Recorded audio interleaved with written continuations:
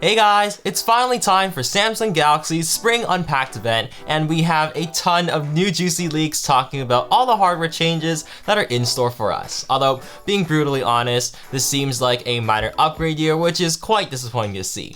Let's dive in and see what all the buzz is about though. But first, if you're watching this before the event, Samsung is offering up to $100 credit for the new Galaxy S23 phones and the new Galaxy Book if you pre-register your email to receive the coupons. I'll leave the link down below, so make sure to sign up and claim your credit early. Alright, without further ado, let's get started. Starting with the design of the hardware, we're gonna see some minor changes in the camera area as the Samsung Galaxy S23 and S23 Plus will be taking design cues from the S22 Ultra by only having the lens protrude instead of a whole block. This looks more minimal and allows all three phones to look like they belong in the same family.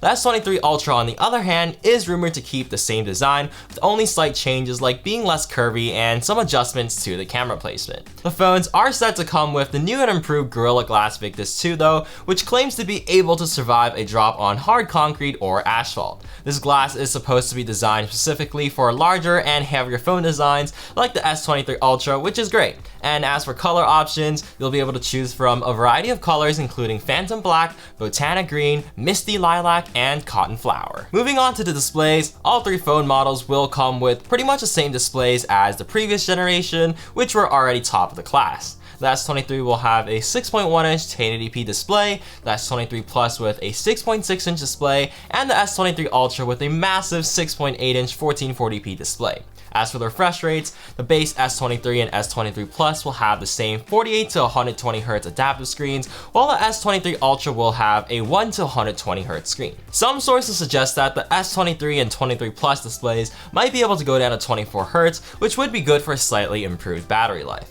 The S23 Ultra is also rumored to have a 2150 nits screen, which would surpass the iPhone 14 Pro, but more recent leaks suggest that all three phones will top out at 1750 nits, which honestly is still a pretty insane. There's more hardware features to get excited about though. The entire Samsung Galaxy S23 lineup will be using the latest Qualcomm chip, the Snapdragon 8 Gen 2 worldwide due to an exclusive partnership. This means that outside of North America, the Exynos chips will no longer be used, leading to the same performance and battery life for everyone worldwide. And for those of you from the NA who have no idea what I'm talking about, everyone else worldwide got the Samsung phones with their own Exynos chips, which were notorious for, slow speeds, worse battery life, and just overall a generally worse experience. And from the latest leaks, there may also be a custom branded Snapdragon 8 Gen 2 version overclocked at higher clock speeds specifically for the Galaxy S23 lineup for even better performance, which would be pretty cool. To handle all that power though, the phones will supposedly come with improved cooling systems.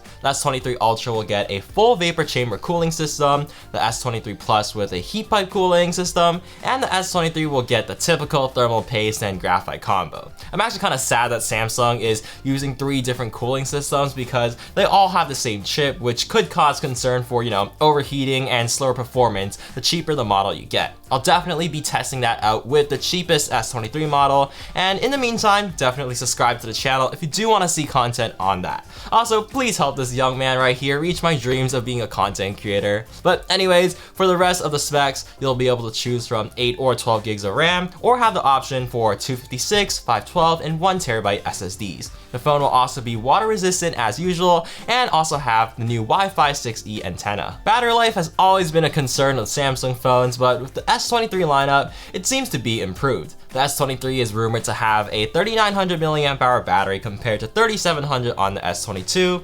The S23 Plus is supposed to have 4700 mAh compared to 4500 on the S22 Plus, and the S23 Ultra will come with a 5000 mAh battery just like the S22 Ultra.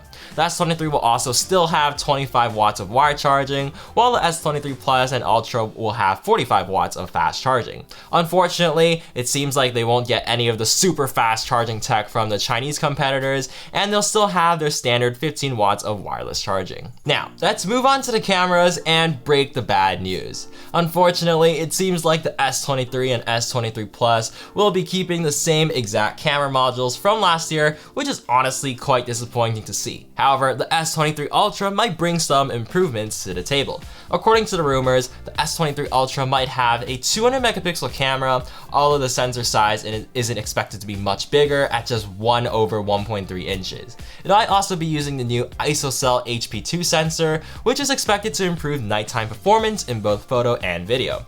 Ice Universe, a well-known tech leaker, says that the night photos on the Ultra will be the biggest improvement in the last 5 years for Samsung, so that will be pretty exciting to look out for. Another camera improvement we're expecting to see is a new 12-megapixel selfie camera for all 3 phone models.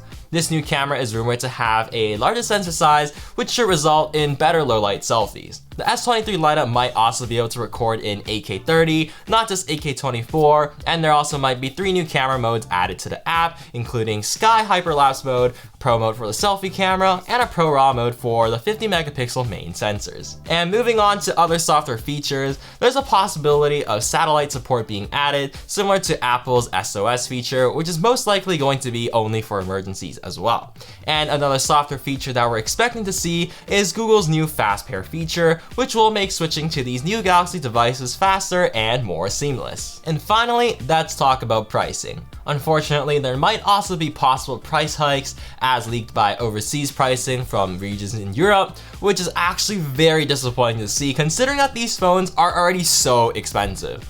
I really hope those leaks aren't true because I'm going to be even more broke after this event. But I guess that's it for the most up-to-date leaks on the Samsung Galaxy S23 lineup before the event. Hopefully the event won't be too boring, and be sure to drop a comment down below on what you want to see from Samsung and what you're most excited for going into the event. And as always, if you enjoyed the video, go ahead and smash the like and subscribe button, and definitely go check out some of my other awesome content. Have a good one, and I'll catch you guys in the next one.